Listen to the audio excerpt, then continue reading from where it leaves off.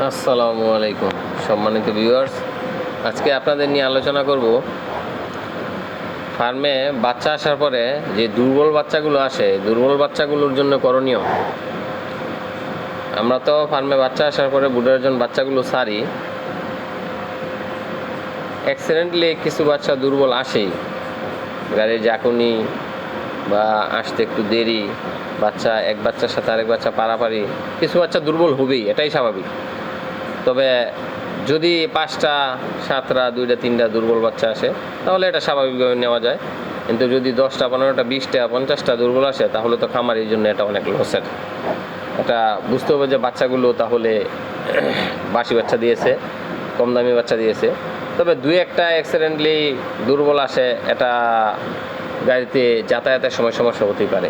কিন্তু যদি বাচ্চার পা বেঁকা, ঠোঁট বেঁকা, মানে বিকলাঙ্গ কোনো বাচ্চা আসে, তাহলে বুঝতে হবে যে খামারিদের জন্যে হ্যাচারি মালিকরা ঠিকমতো বাচ্চা দিচ্ছে না, তারা তাদের লাভের জন্যে খামারিদের সাথে প্রতারণা করতেছে। তবে যদি বাচ্চা বডি ফিটিং ঠিক আছে, বাচ্চা ওই যাতায়াতের কারণে বাচ্চা চাপ খায়া দুর্বল হইয়া একটু দুর্বল হয়ে গেছে, ক্লান্ত হয়ে গেছে বা একটু শুয়ে পড়েছে, এগুলা খামারি কোম্পানিদের দোষী করতে পারে না, কারণ যাতায়াতে একটু সমস্যা হতে পারে। আর এই বাচ্চাগুলোর জন্য আমাদের খুব গুরুত্বের সহিত যত্ন নিতে হবে। এই বাচ্চাগুলোকে আমাদের আলাদা একটা ব্রুডার করতে হবে, ছোট করে বাতি দিতে হবে। সুস্থ বাচ্চার চেয়ে অসুস্থ বাচ্চাগুলো একটু দূরে রাখতে হবে, দূরত্ব বজায় রেখে ব্রুডার করতে হবে, কারণ দুর্বল বাচ্চাগুলো মারা যাবে, এটাই স্বাভাবিক। একটা বাচ্চা মরার পরে এটা থেকে বিভিন্ন ঝামেলা হতে পারে। তাই আমরা দুর্বল বাচ্চাগুলো সুস্থ বাচ্চা থেকে একটু আলাদা, একটু দূরে আলাদাভাবে ব্রুডার করার ব্যবস্থা করব।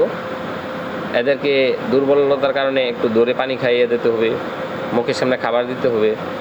এতে করে একটু এক্সট্রা যত্ন পেলে বাচ্চাগুলো আস্তে আস্তে সুস্থ হয়ে যায়।